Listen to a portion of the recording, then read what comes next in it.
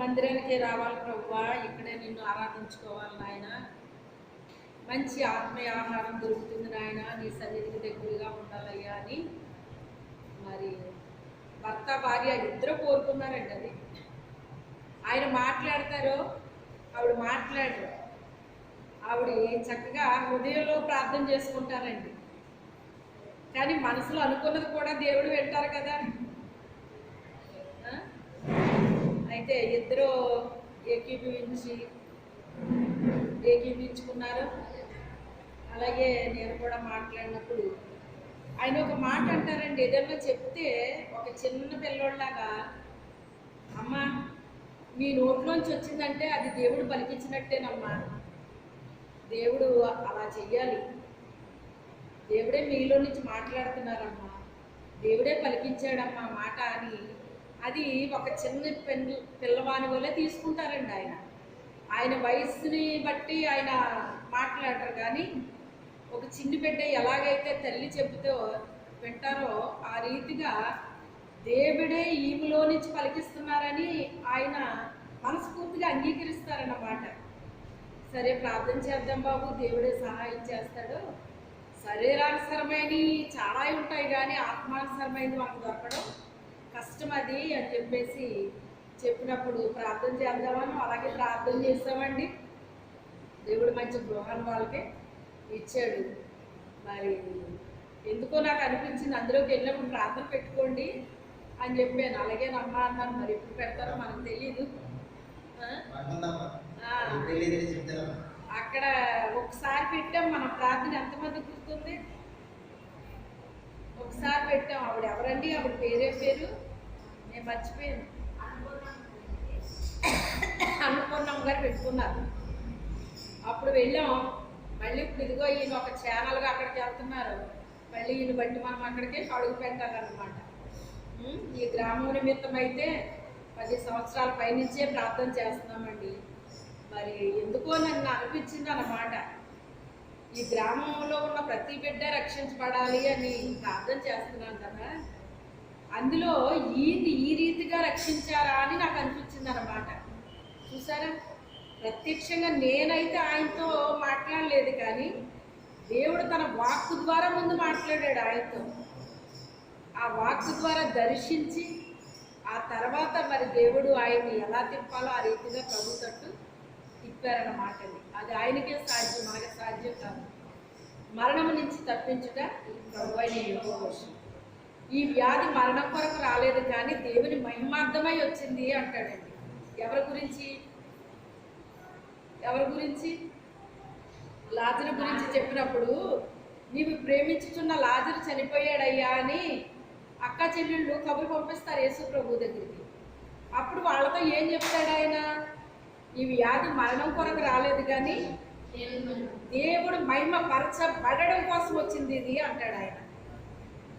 అలా అని చెప్పిన తర్వాత ఆయన చనిపోకుండా లేడా? చనిపోయాడండి, సమాధిలోకి వెళ్ళిపోయాడండి. ఆ సమాధి దగ్గరికి వెళ్ళి ఆయన బ్రతికించాడు ఆయన. ఈయనకి కూడా 99% ఇంకా చనిపోయారని చెప్పేశారట డాక్టర్ గారు. ఇక డాక్టర్ గారు చెప్పేస్తే తిరిగి ఏమైనా ఉంటుందండి? ఇంకా కొన్ని మనం విన్నా ఏంటి అంటే, ఆ మార్చరీ రూమ్లో పెట్టిన వాళ్ళు కూడా బ్రతికొచ్చి సాక్ష్యాలు చెప్పిన వాళ్ళు ఉన్నారు. ఈయన అంతవరకు వెళ్ళలేదు కానీ దేవుడు మంచం మీద అయితే 4 సంవత్సరాల 4 ఏళ్ళు అండి, 4 నెలల 4 నెలల మంచం మీద ఉన్నారటండి ఆయన. అందుకే ఇప్పుడు ఆయన దేవుణ్ణి స్తుతించకుండా ఉండలేకపోతున్నారు. అది నాకు అర్థమైంది ఏంటంటే, ఆయన విషయంలో ఎంతగా స్తుతించినా ఇంకా స్తుతించాలని ఉంటుంది. ఆయన ఎన్ని పాటలైనా అవలేలుగా పాడడానికి ఆత్మ ఆయనకి ఎలా ఉంటుందంటే, ఒక చిన్ని బిడ్డలాగా దేవుణ్ణి స్తుతిస్తున్నారండి. అది దేనితో స్తుతిస్తున్నారు ఇప్పుడు ఆయన? కృతజ్ఞతతో. దేంతో? నా దేవుడు నన్ను బ్రతికించాడు కనుక నా జీవితకాలం అంతా కూడా నేను ఆయన్ని ఏం చెయ్యాలి? స్తుతించాలి అని మనస్సులో తీర్మానం చేసుకున్నారు ఆయన. ఎక్కడ? మనసులో అనుకున్నారు కనుక ఆ పని చేయగలుగుతున్నారు. నోట్లు అనుకుంటే చేయలేరండి, మనసులో అనుకుంటేనే చేయగలుగుతారు ఎవరైనా సరే. అందుకే ఇంచుమించుగా ఆయన సొంత పనులన్నా అనుకుంటున్నారు కానీ దేవుని పని మానట్లేదండి. ఈ రోజునంతా ఆరోగ్యంగా ఆయన తిరగలుగుతున్నారంటే నిజంగా మామూలు వాళ్ళు కూడా తిరగట్లేదండి ఆయనలాగా. నేను అనుకుంటాను నిజంగా దేవుడిని ఇంత ఇలా స్తుతిస్తున్నారు కదా, అందుకే దేవుడు ఈయనకి ఒక నూతనమైన శక్తితో బలముతో ఈయన్ని నింపుతున్నారేమో అని నాకు అనిపిస్తుంది అన్నమాట. నిజమండి, ఆయన అలా తిరుగుతున్నారంటే అది దేవుని కృప అండి. ఎందుకంటే చాలా మంది గురించి వింటా ఉంటాం ఇలాగా, అసలు కూర్చుని లేవలేరండి, అలా పడుకుంటారు, ఇలా ఉంటారండి. కానీ ఈయనకి అంత సివియర్గా వచ్చినా కూడా ఈ రీతిగా నిజంగా మీరు కూడా అన్ని పాటలు పాడలేరేమో, అన్ని పాడుతున్నారు ఆయన. మనం వదిలేస్తే ఇంకా ఆయన పాడేస్తూ ఉంటారన్నమాట. కాకపోతే మనం బ్రేక్లు వేసేస్తాం, పాపం అక్కడక్కడ బ్రేక్లు వేసేస్తున్నాం. ఆయన దేవుని స్తోత్రం. ఏది ఏమైనప్పటికైనా మనం బ్రేక్లు వేసిన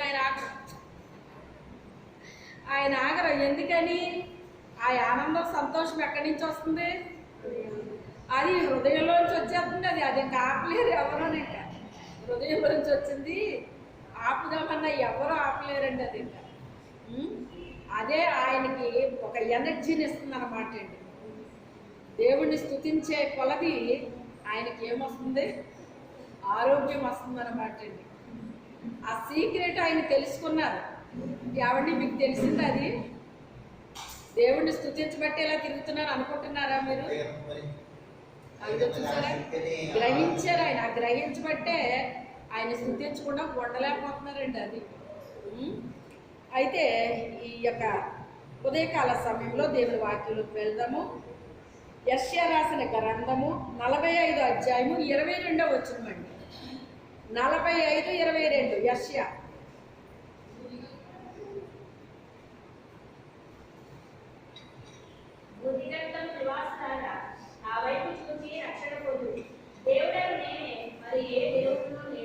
చాలండి, ప్రార్థన చేసుకుందాం.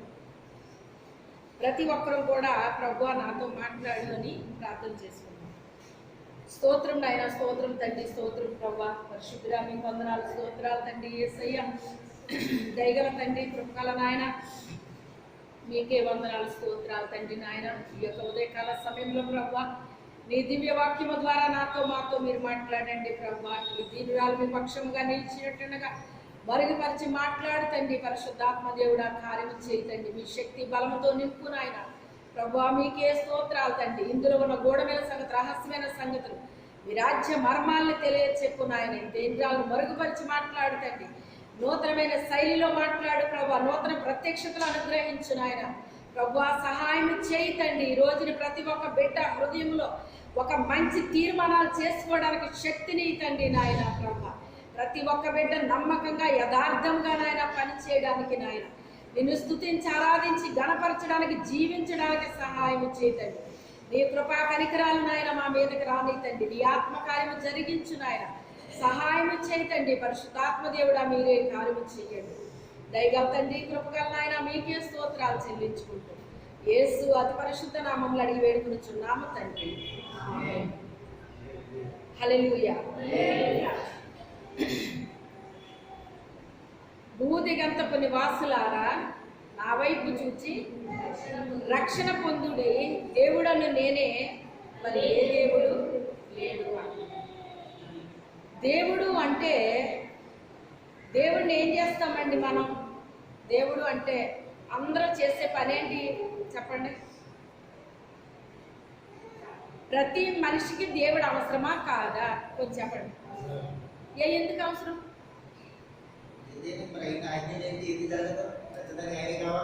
ఎందుకు అవసరం చెప్పండి.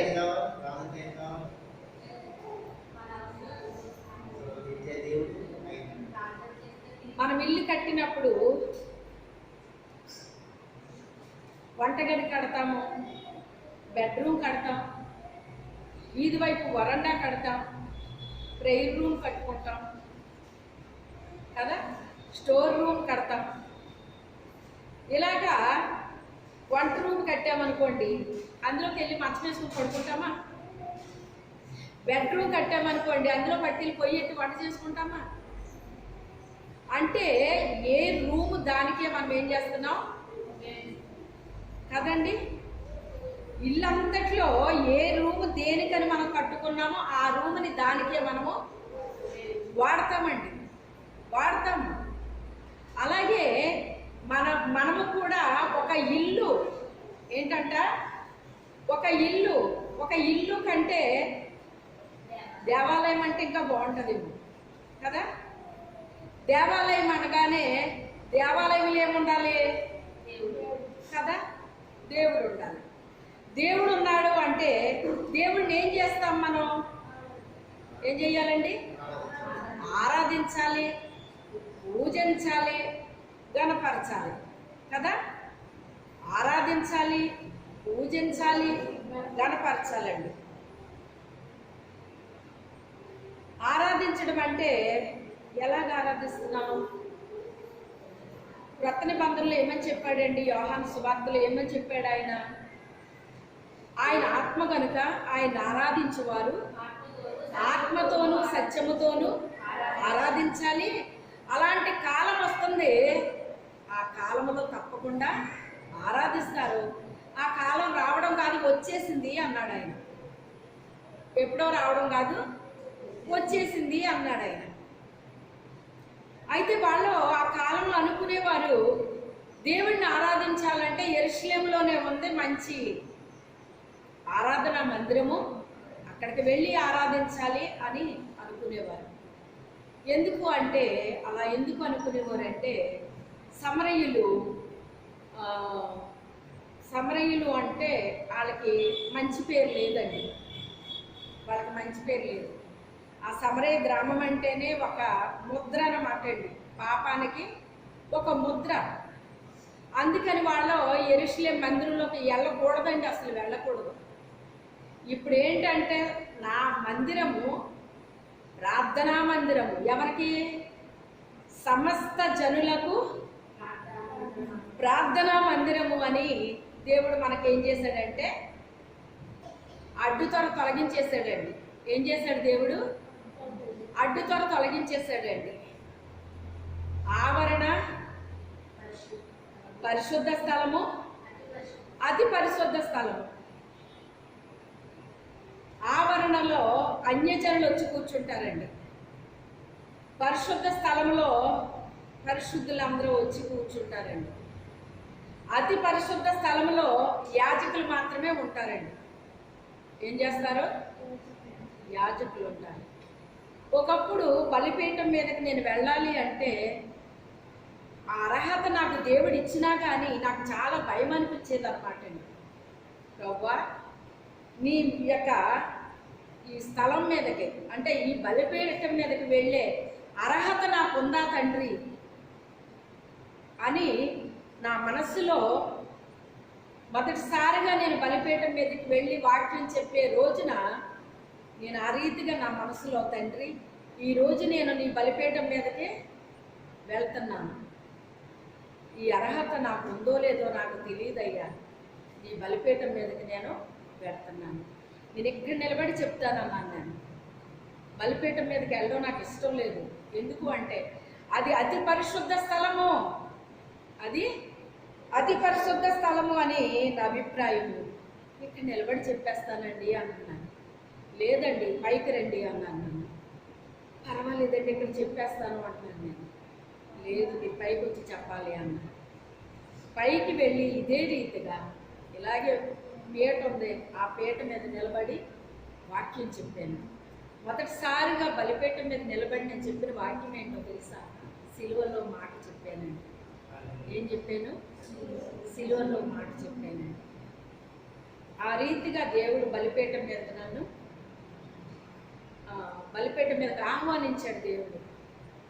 నేను బలిపీఠం మీదకి వెళ్ళడానికి నేను భయపడ్డాను, కానీ నీకు నేను ఏమిచ్చానో నీకు తెలియట్లేదు, నీకు నేను ఏమిచ్చానో తెలియట్లేదు అన్నట్లుగా కొంతకాలానికి నన్ను ఆయా గ్రామాలకు పిలవడం ప్రారంభించారండి. ఇక్కడ చెప్తున్నాను కదా, ఇంచుమించుగా 6 మండలాలకు వెళ్ళానండి. గంగవరం మండలం ఒక్కటే నేను వెళ్ళలేదు, మిగతా మండలాలన్నీ తిరిగాను అన్నమాట.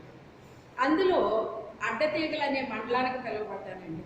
మీలో ఎవరైనా వచ్చిన వాళ్ళు ఉన్నారో లేదో నాకు జ్ఞాపకం లేదు, మరి వచ్చారా జ్యోతి గారు మీరు?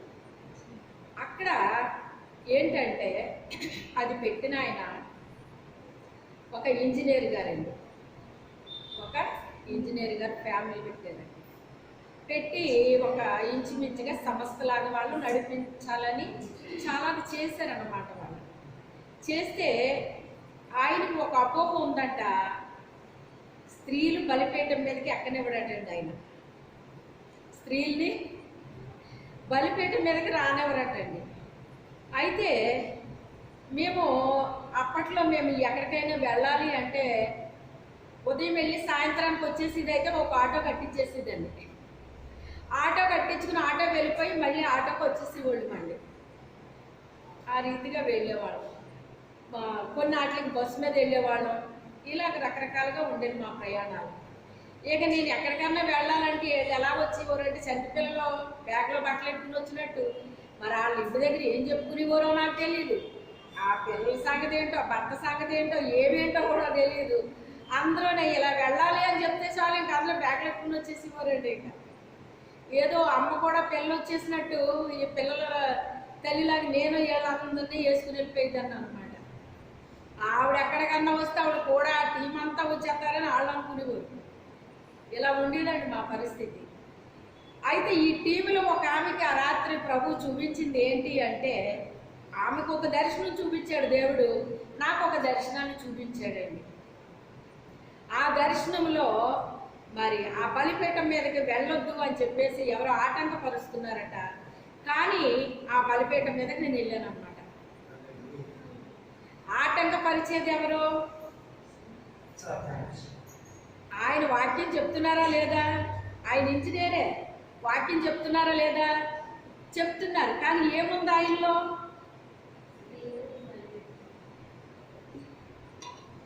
స్త్రీ బలిపీఠం మీదకి వెళ్ళకూడదు అనేటువంటి ఒక అపోహ ఉందండి ఆయనకి. అది ఎందుకుందో నాకు తెలియదు. ఎందుకంటే నేను 2 సార్లు ఆ మందిరానికి వెళ్ళినట్టు జ్ఞాపకం నాకు. ఆ 2 సార్లు కూడా ఆయన లేరండి. మొదటిసారి వెళ్ళినప్పుడే నేను ఎవరి ద్వారా వెళ్ళానో ఆవిడికి అక్కడ పరిస్థితి అంతా తెలిసి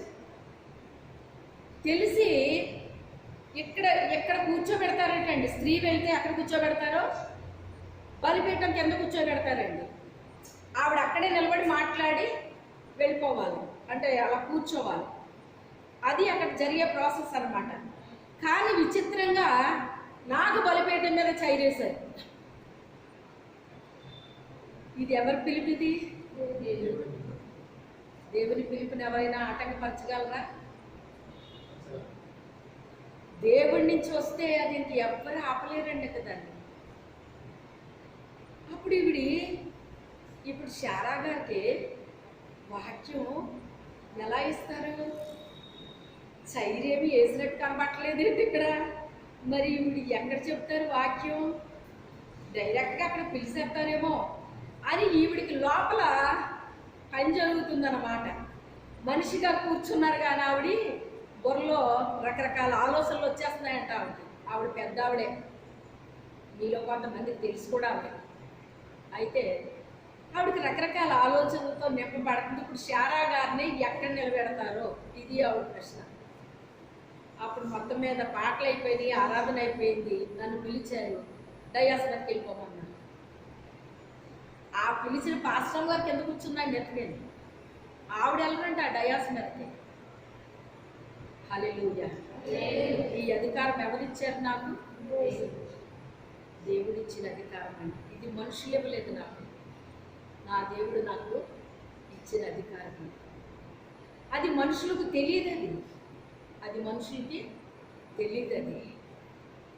ఆవిడ ఇప్పుడు అమ్మగారు స్టేజ్ మీదకి వస్తారు, అందరూ లేచి నిలబడి చప్పట్లు కొట్టండి అన్నారు. అందరూ చప్పట్లు కొట్టారండి. నేను స్టేజ్ మీదకి వెళ్ళిపోయాను. ఈ విషయం నాకు తెలియదు. వీళ్ళ స్టేజ్ మీదకి వెళ్ళనివ్వరు, ఈ స్టోరీ అంతా నాకు తెలియదండి. నేను ఎక్కడికి వెళ్ళినా డయాస్ మీదకే నన్ను పిలుస్తాను, నేను వెళ్ళిపోతాను, అక్కడ చెప్తాను. అది నాకు అలవాటే నాకు అది. కానీ ఇక్కడ పరిస్థితి వేరేదన్న విషయం నాకు తెలియదండి. నన్ను ఎవరైతే వాళ్ళకి పరిచయం చేశారో ఆవిడికి మాత్రం అసలు ఎంత ఆశ్చర్యంగా ఉందంటే అంత ఆశ్చర్యంగా ఉందంట. అసలు నేను ఇన్ని సంవత్సరాల నుంచి ఇక్కడికి వస్తున్నాను కానీ ఏ స్త్రీని బలిపీఠం వేయడం ఎక్కనివ్వలేదు. ఈరోజు శారా గారు ఎక్కారు బలిపీఠం. ఈవిడికి దేవుడిచ్చాడు ఈ అధికారం అని ఈవిడికి అర్థమైందండి. అర్థమయ్యి ఆవిడ చాలా ఆశ్చర్యానికి గురైపోయి వీళ్ళు ఈవిడ ఎలాగ ఆహ్వానిస్తారా అని చూసేసరికి ఇలాగ ఆహ్వానించారు నన్ను. వెళ్ళాను. వెళ్ళిన తర్వాత వాక్యం చెప్పాను. దేవుని కృప వల్ల బాగా పనిచేసిందండి. దేవుడు తీసుకెళ్ళవేంటి, పని చేయకపోవడం ఏంటండి, పనిచేసింది. మళ్ళీ ఇంకోసారి పిలిచారు. మరి రెండోసారి వెళ్ళాను, మూడోసారి వెళ్ళానో లేదో నాకు జ్ఞాపకం లేదు. మీకేమైనా గుర్తుందా జ్యోతి గారు? మూడోసారి వెళ్ళానో లేదో నాకు జ్ఞాపకం రావట్లేదు. 2 సార్లు అయితే ఖచ్చితంగా వెళ్ళానండి. అయితే మళ్ళీ రావాలండి మీరు అని చెప్పేసి అన్నారు. వెళ్ళానో లేదో నాకు జ్ఞాపకం లేదు. సరే, ఇది ఎందుకు నేను చెప్తున్నాను అంటే ఆయన సేవ జాబ్ చేస్తూ సేవ చేస్తున్నారు కానీ ఆయనకి ఒక అపోహ అయితే ఉండిపోయింది అన్నమాట అండి. స్త్రీ బలిపీఠం మీదకి వెళ్ళకూడదు. ఇప్పటి వరకు నేను చెప్పలేదు కానీ ఈరోజు నేను ఆ విషయం చెప్తున్నాను. నన్ను మొదటిసారిగా అక్కడ బలిపీఠం మీదకి తీసుకెళ్ళారని నన్ను చూసారా? సిలువలో మాట చెప్పానన్నాను కదా, ఆ రోజే నాకు డేట్ వచ్చింది. ఇప్పుడు ఎలాగ ఇప్పుడు బలిపీఠం మీదకి వెళ్ళాలి. ఎలాగ నా పరిస్థితి? నేను వెళ్ళాలా వెళ్ళకూడదా సందిగ్ధం అన్నమాట అండి నాలోని. అప్పుడు ఫైనల్గా పరిశుద్ధాత్మ దేవుడు నన్ను ఏమని బలపరిచాడు అంటే, అసలు మనల్ని నిర్మించింది ఎవరు? మనల్ని నిర్మించింది ఎవరండి మనల్ని నిర్మించింది? మరి సమస్తాన్ని ఆయనే కదా కలుగు చేశాడు. స్త్రీగా పురుషుడిగా కలుగు చేసింది ఆయనే కదా, నిర్మించింది ఆయనే కదా. అలాంటప్పుడు నేను స్త్రీనని దేవుడికి తెలీదా? స్త్రీకి ఇలాంటి ధర్మం ఉన్నదని ఆయనకి తెలీదా? అది పాత నిబంధనలో వాళ్ళ కడగా ఉండాలని కొన్ని హద్దులు ఏర్పాటు చేశారండి. క్రొత్త నిబంధనకు వచ్చాక అలాంటి ఏమీ లేదండి. ఏజెన్సీలో మొదటిసారిగా బలిపీఠం మీదకి వెళ్ళింది ఆ రోజే అలా జరిగిందనమాట అండి. ఎంత విచిత్రంగా ఉందో కదా. ఇంకెప్పుడు అలాంటి పరిస్థితి రాలేదులేండి. ఆ అపోహ కూడా నాలోంచి తొలగించడానికి దేవుడు అలా చేశాడేమో మరి నాకు తెలియదు ఆ విషయం. నా నోటిని దేవుడు ఉపయోగించుకుంటున్నాడు. నా బాడీ గురించి ఆయనకి ప్రాబ్లం ఏమీ లేదు. నా నోటిలోంచి వచ్చే మాటలు రిసీవ్ చేసుకోవాలి అక్కడ ఉన్నవాళ్ళు. అయితే నా పరిస్థితి నాకు తెలుసు కానీ మరి ఎవరికి కూడా తెలియదండి. ఒక్క దేవునితోనే నేను సంప్రదించాను. ఇదేమీ ప్రాబ్లం లేదు, నువ్వు వెళ్ళన్నాడు అంతే. ఆయన ఇదేమీ ప్రాబ్లం లేదు. ఈనాటికి అవి పాటించే వాళ్ళు చాలామంది ఉన్నారండి. అది ఎలాగొస్తుందో తెలుసా? ఒక ఆచారంలోకి వస్తుందండి. ఎలాగొస్తుంది? ఒక ఆచారంలోకి. దేవుడు నాకు ఇచ్చిన అధికారం ఏంటో తెలుసా? ఆచారాలన్నీ నరికి పాడేయమని. ఏం చెయ్యాలి? ఆ బలిపీఠం మీదకి మొదటిసారిగా వెళ్ళిన స్త్రీని నేనే కదా. అంటే ఇప్పుడు అక్కడ ఉన్న ఆచారాన్ని ఏం చేసినట్టు? నేను నరికేసినట్టు అన్నమాట అండి. దాని అర్థం ఏంటో తెలుసా మీకు? అక్కడ పని చేస్తున్న ఘట సర్పాన్ని ముక్కలు చేసి పడేయాలన్నమాట అండి. ఆచారాలు కాదండి మనకు కావాల్సింది. నన్ను ఆరాధించే వాళ్ళు ఎలాంటి వాళ్ళు కావాలని నేను కోరుకుంటున్నానంటే, ఆత్మతోనూ సత్యముతోనూ ఆరాధించే వాళ్ళకి కావాలని నేను కోరుకుంటున్నాను. అలాంటి వాళ్ళు కావాలి నాకు. దావీదు నన్ను వాడు ఆత్మతో సత్యముతో ఆరాధిస్తున్నాడు, అందుకని నేను కోరుకున్నాను. ఆడు గొర్రెల్ని చిన్న గొర్రెలు మేపుకుంటున్నాడు. వాళ్ళ నాన్న అప్పుడు చెప్పాడు ఆ పని. కానీ నేను అప్పుడు చెప్తున్నాను, రాజుగా ఉంటున్నాను.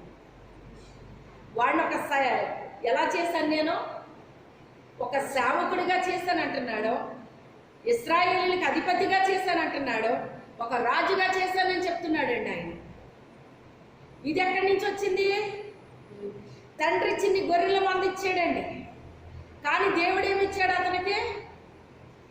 అసలు ఏమంటారంటే దీన్ని అధికారంపై అధికారం, అధికారంపై అధికారం అన్నమాట. ఒకసారి కల్లో ఈ వేళ్ళ నిండా ఉంగరాలేనండి నాకు. ఈ ఉంగరాలు ఏంటో తెలుసా మీకు? అధికారాలు. అధికారాలు. నేను ఎక్కడికైనా వెళ్ళేటప్పుడు ముందే చూపిస్తాడు దేవుడు నాకు. అక్కడ నువ్వు వెళ్ళేది ఇది పరిస్థితి, అక్కడ కొన్ని అధికారాలు నువ్వు స్వతంత్రించుకోబోతున్నావు అంటాడు ఆయన. అది నేను మనసులో పెట్టుకుంటానండి.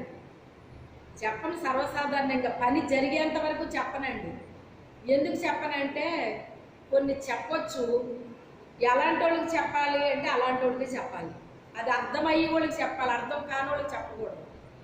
అర్థం కాని వాళ్ళకి చెప్తే వాళ్ళకి అర్థం అవ్వదు సరికదా. వాళ్ళ వల్ల సైతాన్ని ప్రేరేపించబడి ఆటంకాల మీద ఆటంకాలు కలుగు చేసేస్తాడు. అందుకే అర్థమైన వాళ్ళకి మనం చెప్పాము అంటే వాళ్ళ మన కొరకు ప్రార్థన చేస్తారు. ఆ ప్రార్థన సపోర్ట్ అందుతుంది మనకి. అర్థమైందా? అది ఇలాగా అనేకమైన అధికారాలు దేవుడు ఇచ్చాడండి. ఆత్మతో సత్యముతో ఆరాధన చేస్తే ఎన్ని పొందుకున్నాడండి దావీదు? పొందుకున్నాడా లేదా? మనుషులు ఇచ్చేవి వేరండి, దేవుడిచ్చేది వేరండి. దేవుడిచ్చేది వేరు. అయితే దేవుణ్ణి గణపరచాలి మనం. ఎలా గణపరచాలట?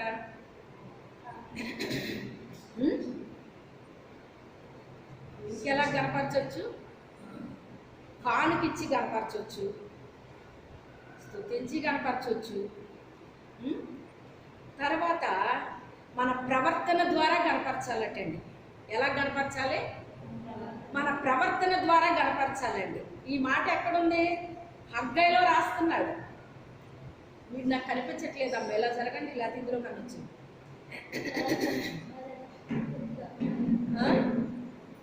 హగ్గైలో చెప్తున్నాడండి. ఏమని చెప్తున్నాడో తెలుసా? మీ ప్రవర్తన గురించి మీరు ఆలోచించట్లేదు. దేని గురించి? మీ ప్రవర్తన గురించి మీరు ఆలోచించట్లేదు. మీ ప్రవర్తన ఎలా ఉందో దాన్ని అసలు మీరు పట్టించుకోవట్లేదు. కానీ మీరు సరంబి వేసిన ఇళ్లలో మీరు నివాసం ఉంటూ అసలు మీ ఆత్మీయ జీవితం ఏమైపోతుందో కూడా దాని గురించి అసలు పట్టింపు లేకుండా ఉన్నారు అని చెప్తున్నాడు అక్కడ. మీరు ఏం చెయ్యాలి? నన్ను గణపరచాలి మీరు. అది నేను కోరుకుంటున్నాను. నన్ను గణపరచాల్సిన మీరు నన్ను గణపరచట్లేదు సరికదా. ఏం చేస్తున్నారు మీరు? సరంబి వేసిన ఇళ్లలో ఉండి ఏమని మాట్లాడుకుంటున్నారంటాడు? ఇంకా సమయం ఇంకా రాలేదు, సమయం ఇంకా రాలేదు, సమయం ఇంకా రాలేదు. ఓసారి పాన్లావ్ అనే ఊరు వెళ్ళాల్సి వచ్చిందండి మీటింగ్కి. అది 6 గంటలకో ఎప్పుడు వచ్చేస్తుంది ఫస్ట్ బస్సు. 5:30. ఆ బస్సుకి అందరం వచ్చేసి కూర్చున్నామండి. ఫస్ట్ బస్సు కదా, బాగుంటుంది, ఖాళీగా ఉంటుంది, సీట్లు దొరుకుతాయి. అయితే అక్కడ కూర్చున్నాం కానీ బస్సు రావట్లేదు. మేము కనీసం టీ కూడా తాగకుండా వెళ్ళిపోయాం. మేము ఎక్కడ బస్సు వెళ్ళిపోద్దు అని వెళ్ళిపోయి అక్కడ పడిపోతే మిగతా సంగతి అక్కడే చూసుకోవచ్చు. ఇంకా టీలు ఇవన్నీ చూసుకుంటే అమ్మగారు ఒక అరగంట లేట్ అయిపోతే, ఎందుకంటే ఇంటికి వచ్చిన వాళ్ళకి టీ ఇవ్వకుండా నేను పంపించను. ఏదో ఒకటి వాళ్ళకి ఇచ్చి ఏదో చేస్తాను అన్నమాట. అందుకని ఏమ్మ టీ అంటే టీ వద్దు ఇప్పుడు టీ తాగామంటే అరగంట వేస్ట్ అయిపోద్ది. అదేదో మనం అక్కడికి వెళ్ళిపోయామంటే అక్కడ చూసుకుందాం ఆ సంగతి, వద్దండి అన్నారు. సరే మీ ఇష్టం అన్న. వెళ్ళి అలాగా ఉసూరుమంట కూర్చున్నా కానీ బస్సు రాట్లా. చాలాసేపు అయిపోయింది. మాకు నీరసాలు వచ్చేస్తున్నాయండి. టీ పడలేదు కదా మరి ఎవరికి. అయితే మరి ఏం చేద్దాం? అంటే ఇంటికి వెళ్ళి టీ తాగుదాము అంటే ఆ ఊరికి ఆ ఫస్ట్ బస్సు. అది ఎక్కితే చక్కగా వాళ్ళ గుమ్మాలో దిగుదామన్నమాట అండి. ఇంకా అది కానీ పోయింది అంటే అడ్డదిగలు వెళ్ళాలి. అది కూడా మళ్ళీ బస్సు కాదు, ఆటోకి వెళ్ళాలి. అక్కడి నుంచి మళ్ళీ ఇంకో ఆటో ఎక్కాలి ఆ ఊరు. ఇది జరగాల్సింది. అదే బస్సు అయితే ఇక్కడ ఎక్కి కూర్చుంటాం, అక్కడ దిగవచ్చు అని మేము ఆశపడ్డాం అన్నమాట. ఇప్పుడు బస్సు రావట్లేదు. కారణం ఏంటో తెలియట్లేదు. ఇంకా అందరికీ నీరసాలు వచ్చేసినాయి.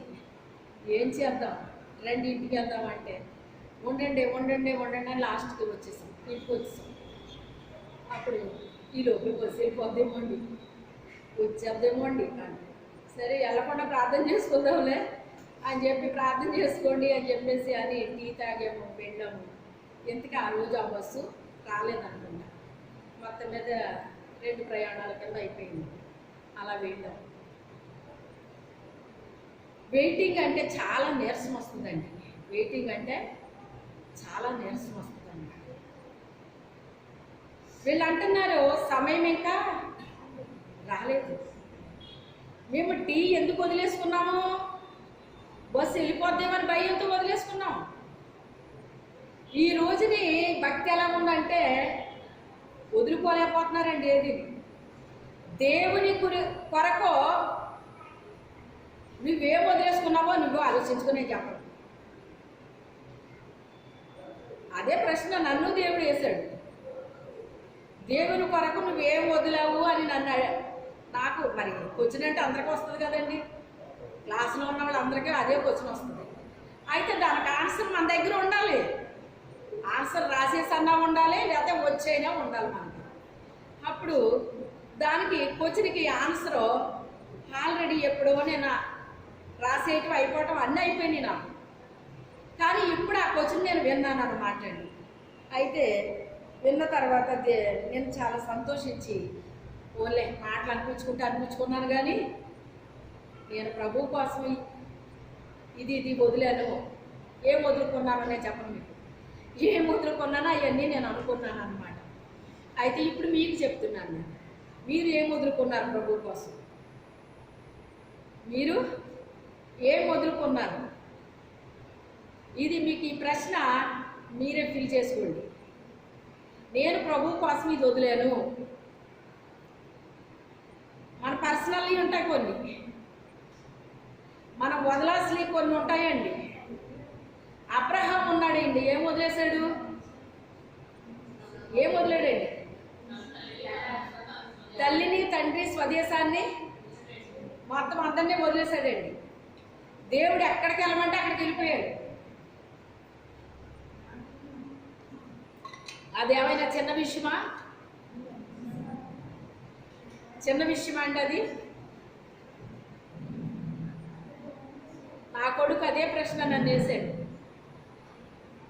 మొత్తం అన్ని వదిలేసి ఇక్కడ కూర్చున్నామన్నాడు. దేవుని స్తోత్రం అనుకున్న మనసులో, పైకంటే బాగోదు కదా, పైకంటే అడుగుకోడు. దేవుని స్తోత్రం అనుకున్నాను నా మనసులో. ఎందుకంటే ఇది శాశ్వతమైనది కాదు, శాశ్వతమైన నా తండ్రి రాజ్యం. ఈ అశాశ్వతమైన రాజ్యంలో ఎక్కడ ఏది అవసరమో అది దేవుడు నాకు పెట్టాడు. అది ఎందుకు ఇచ్చానో కూడా దేవుడు నాకు చెప్పాడు. ఇది ఇవ్వడానికి కారణం ఇది, ఇది ఇవ్వడానికి కారణం ఇది, ఇది ఇవ్వడానికి కారణం ఇది, కారణాలు చెప్పేశాడు దేవుడు నాకు. నాకు తెలుసు దాని విషయం, తెలియంది తనకి. అందరూ హ్యాపీగా ఉండాలి, అన్నీ అనుభవించాలి, లగ్జరీగా ఉండాలని కోరుకుంటే నువ్వేంటి ఎలా ఉంటానంటావేంటి? అందులో సీక్రెట్ తెలియదు. ఇందులో కూడా నాకు ఆనందాన్ని పెట్టాడు నా దేవుడు. ఏం పెట్టాడు ఆయన నాకు? అది ఏదో చిన్నదిలాగా వాళ్ళకి కనిపించచ్చేమో కానీ నాకు అది మాత్రం ఒక పెద్ద భవనంలాగా కనిపిస్తుంది. అందరికి అది ఎలా కనిపిస్తుంది చెప్పండి? వెళ్ళి అందులో ఉన్నావేంటి? అందరూ చిన్న చిన్న ఆటల్లోంచి పెద్ద పెద్ద ఆటల్లోకి వెళ్తారా? నువ్వేంటి ఆటల్లోంచి వీటిల్లోకి వచ్చావు? దేవుని స్తోత్రం. భూ సంబంధించిన వాటిని నా మనసులో నేను వాటిని ఏం చేశాను? ఒక పెంటతో సమానంగా ఎంచుకున్నా. వదలమంటేనంటండి మనుషులు ఏం వదులుతారో తెలుసా అండి? పనికిరాని ఎన్ని వదులుతారటండి, పనికొచ్చి ఎన్ని పట్టుకుంటారంట. ఎలాగా? సౌలు యుద్ధానికి వెళ్ళాడు. దేవుడు ఏం చెప్పాడు? అది మొత్తం అంతా శాపగ్రస్తమైంది, అదంతా కాల్చి బూడిద చేసేయండి, ఏ ఒక్కటి అందులో నుంచి తీసుకురావద్దు అని చెప్పాడు. అంటే ఏ ఒక్కటి తీసుకురావద్దు అని చెప్పాడంటే మీరు తీసుకొచ్చి వాళ్ళు రా బాబు అనే కదా దాని అర్థం. అవునా కాదండి? మన పిల్లలకు కూడా మనం చెప్తాం కదా కొన్ని, అక్కడిదేం తీకది చిచ్చి అని అనరా?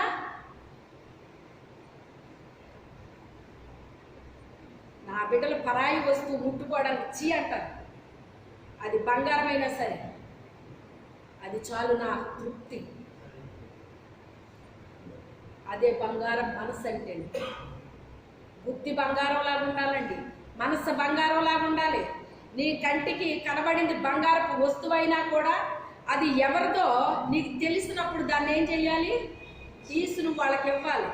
అది డబ్బు అయినా కావచ్చు, బంగారమైనా కావచ్చు, అది ఏదైనా కావచ్చు. కానీ అది కంటికి కనబడకపోయినా కూడా తీసి దాచుకునే రకాలు లేరండి ఈ రోజుల్లో. అది శాపం అండి, శాపగ్రస్తమైందండి. అది తెలియక అలా చేస్తారండి. అలా చేయడని బట్టి మనకి దేవుడిచ్చే ఆశీర్వాదాలు కోల్పోతారండి. మనం ఎప్పుడైతే దాన్ని పెంటగా చెత్తగా ఎంచామో విస్తారమైన దీవుల ఆశీర్వాదాలు దేవుడు మన మీద కుమ్మరిస్తాడు. ఆయన తెలియక చిన్న చిన్నాట్లకి మోసాలు చేయటం, అబద్ధాలు చెప్పటం, నష్టాలు చేయటం, ఇదంతా ఎవరి సంబంధాలండి? వీళ్ళు దేవుని సంబంధులని అంటారా? వాని తండ్రి అబద్ధికుడు, అబద్ధానికి జనకుడు. ఓహో, వాళ్ళ తండ్రి ఆడుకోవాలి అంతేనా కాదా? నా తండ్రి ఈయన, నా తండ్రికి తగ్గట్టు నేను ఉండొద్దు. ఆయన ఏం కోరుకుంటున్నాడు నా నుంచి? మీ నుంచి అయినా నేను పరిశుద్ధుడిని, మీరు పరిశుద్ధంగా ఉండాలి అన్నాడా లేదా? నేను పరిశుద్ధుడిని కనుక నా పిల్లలైతే మీరు ఎలా ఉండాలి? పరిశుద్ధంగా ఉండాలి. ప్రతి విషయంలో పరిశుద్ధంగా ఉండాలి. యేసేపు తన పరిశుద్ధతను కాపాడుకోలేదా?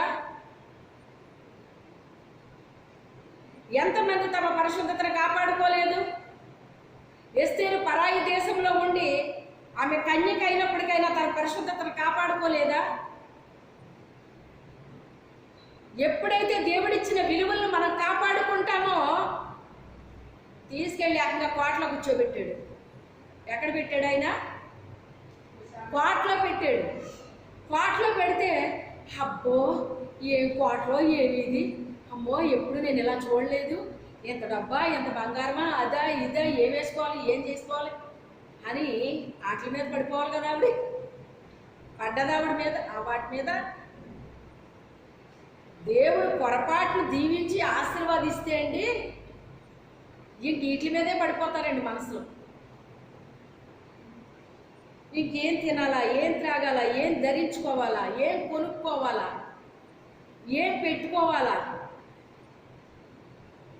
ఇక ఇదే మనసు, ఇదే మనసు, ఇదే మనసు అండి. మన మనసు దేని మీద పెట్టమంటున్నాడు? ఎవరి మీద పెట్టుకోవాలండి? ఆయన మీద పెట్టుకోవాలి. మన మనసు పెట్టుకెళ్ళి భూ సంబంధించిన వాటి మీద పెట్టుకోకూడదండి. మన మనసు ఆయన మీద పెట్టుకోవాలండి. పెట్టుకుంటే విలువైనవి ఇచ్చేస్తాడు ఆయన. కోటలో కూర్చోబెట్టాడు తీసుకెళ్ళి దేవుడు. కోటలో కూర్చోబెడితే కోటకు ఆకర్షింపబడింది ఆవిడ. చెప్పండి. నా తల్లి, నా ఆత్మీయ తల్లి ఇదే మాట నన్ను మాట్లాడారు. నన్ను ఆవిడ పరీక్షిస్తున్నారు కాబట్టి నాకు తెలియదు ఆ విషయం. ఈ రోజుల్లో ఒక్క గది కట్టుకుంటే వాళ్ళ కొట్టుకోలేకపోతున్నామమ్మా. ఒక కాసు బంగారం కొనుక్కుంటే ఇంకా వాళ్ళు కొట్టుకోలేకపోతున్నాం. అసలు భూమి మీద నడుతులేదు వాళ్ళు. ఏ విషయంలో మిమ్మల్ని చూసినా ఏది మీలో కనబడట్లేదు అన్నారు. అంటే నన్ను ఆవిడ ఏం చేస్తున్నారు? పరిశీలన చేస్తున్నారు. పరిశీలన చేస్తున్నారు. మొన్నే చెప్పాను మీకు, మనం పత్రికల్లాగా ఉంటాం, మనల్ని అనేక మంది చదివేస్తారు అని చెప్పాను నేను. చదివేస్తారండి. ఆకర్షింపబడింది ఆవిడ. ఎందుకు ఆకర్షింపబడలేదు? తన గుండెల నిండా ఏముంది? రక్షణ. యూదులు రక్షించబడాలి. అది ఒక్క రోజులో వచ్చి పడిపోదా భారం? ఒక్కరోజు వచ్చేసి రెండో రోజులు పోదది. అందుకే తింటారో తాగుతారు ఉంటారో వాటిపైన వాళ్ళకి ఏముండదో ఉండదు. ఇది తింటే బాగుండు అని మనసులో అనుకుంటే ఇచ్చేస్తాడండి. అది ఇస్తాడా ఎవడైనా? ఈ వస్త్రం బాగుంది అనుకుంటే వస్త్రాన్ని ఇస్తాడండి ఆయన. ఎందుకని?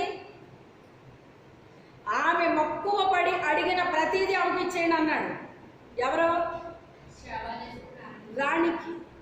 ఎందుకని? అనేక దేశాల నుంచి రాజులు వచ్చారు. రాజులు వచ్చి ఆయన గమనించారు. కానీ షాబా దేశపు రాణి వచ్చి ఆయన ఏం చేస్తున్నాడో చూసిందంట. ఆయన ఏం చేస్తున్నాడో, ఎలా బలి అర్పిస్తున్నాడో, దేవునికి ఆయన ఇచ్చిన స్థానం ఏంటి, ఆయన ఇచ్చిన విలువేంటి, దేవుడు ఇతనికి ఎలాంటి జ్ఞానాన్ని ఇచ్చాడు, ఇవన్నీ గ్రహించిందంటండి ఆమె. వస్తా వాళ్ళ దేశంలో విలువైన వాటిని తెచ్చి ఆయనకు అర్పించిందటండి. అది ఆమె చేసింది. విలువైనవి తెచ్చి ఆయనకు అర్పించిందంట. అయితే ఇవన్నీ చూసింది, గమనించింది. ఆయన వెన్నంటి తిరుగుతూ ఉంది. ఆయన ఏం చేస్తున్నాడో గమనిస్తుంది. గమనించి అబ్బా నిత్యము వీళ్ళు చుట్టూ తిరుగుతున్నారే, వీళ్ళు ఎంత ధన్యులు, నిత్యము ఆయన మాటలు వింటున్నారే, వీళ్ళు ఎంత ధన్యులు వీళ్ళు అనుకుంటున్నాడు ఆమె తన మనసులో. అసలు వాళ్ళు మాట్లాడే అసలు వీళ్ళకి అర్థమైతే కదా ఆ మాటలు, అసలు నిత్యము విన్న వాళ్ళకి అర్థమైతే కదా మాటలు. అవి ఏం మాటలో వాళ్ళకి అర్థమైతే కదా, వాళ్ళకి గ్రహిస్తే కదా. అప్పుడు ఆవిడ ఇది బాగుంది అని తను అనుకుంటే, అయ్యా ఆవిడే అలా నాకు బాగుందని అంటున్నారు, ఆవిడ ఇలా అంటున్నారయ్యా అంటే, ఆమె మక్కువ పడి అడిగినది ప్రతీది కూడా ఆమెకు మీరు ఇచ్చేయండి అన్నాడు. ఎప్పుడైతే దేవుణ్ణి మనం నిశ్చితముగా తెలుసుకుంటామో, దేవుని కొరకు మనం నష్టపోతామో, ఆయన వదిలేయమన్నాయి వదిలేయాలి, ఆయనకి ఇష్టం లేని కూడా మనం వదిలేయాలి. కొన్ని చెప్తాడు, కొన్ని చెప్పడం తెలుసా? కొన్ని చెప్తాడు, కొన్ని చెప్పడం. నా కుమారుడు మొన్న ఒక మాట మాట్లాడాడండి. మాట చెప్పను కానీ నా హృదయం ఎంతో సంతోషించింది. హల్లెలూయా చెప్పుకున్న మనసు. ఆ విషయం మీకు తెలియదు,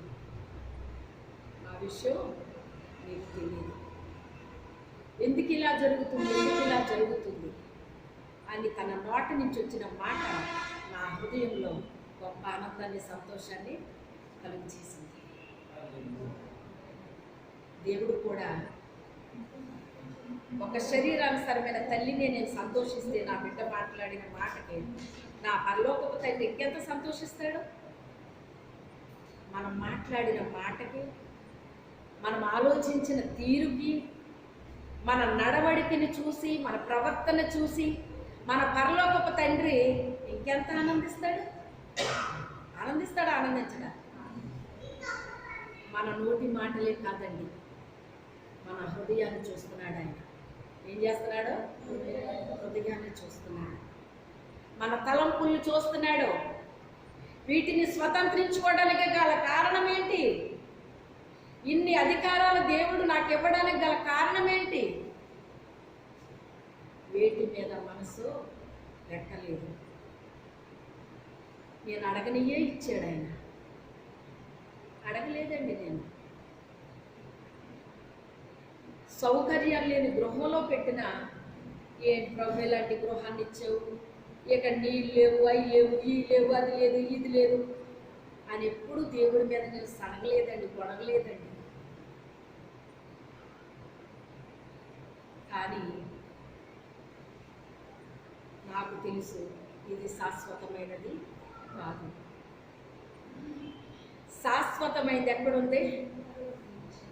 అది మనకు తెలిస్తే వదిలేస్తామండి. అది తెలిస్తే వదిలేస్తాం. సింపుల్గా చెప్పుకోవాలంటే మనం ఎలాంటి వాళ్ళమో తెలుసా? చెప్పగలరు ఎవరన్నానే? యాత్రికులమండి. ఎవరమే? యాత్రికులు ఏం పట్టుకెళ్తారండి కూడానే? ఎక్కి కూర్చోడానికి ఒక సీటు, అవునా కాదా? కాస్త తినుబండారాలు ఇప్పుడు ఎక్కడ పడితే అక్కడికి దొరికేస్తున్నాయి. ఇప్పుడు కూడా మోసుకెళ్ళి ఇది కూడా లేదు, కావాలని వీళ్ళు లగేజీలు పట్టుకెళ్తాం తప్ప ఊరికి కొంచెం బట్టలు పట్టుకుని వెళ్ళిపోతే సరిపోతుంది అన్నమాట అండి. వాటర్ బాటిల్స్ దొరికేస్తున్నాయి, టిఫిన్ దొరికేస్తుంది, భోజనం దొరికేస్తుంది. కాకపోతే అది సరిగ్గా ఉండదని మనం మోసుకెళ్తాం అన్నమాట. అన్నీ ఎక్కడికక్కడ దొరికేస్తున్నాయండి. యాత్ర ఎక్కడున్నాం మనం? యాత్రలో ఉన్నామండి. యాత్రలో ఉన్నాం. ఆ యాత్ర ఎప్పుడు ముగించబడుతుందో మనకు తెలియదు. మన స్టేజ్ ఎక్కడ వస్తుందో మనకు తెలియదు. స్టేజ్ వచ్చిన వాళ్ళు అలా దిగేస్తారు.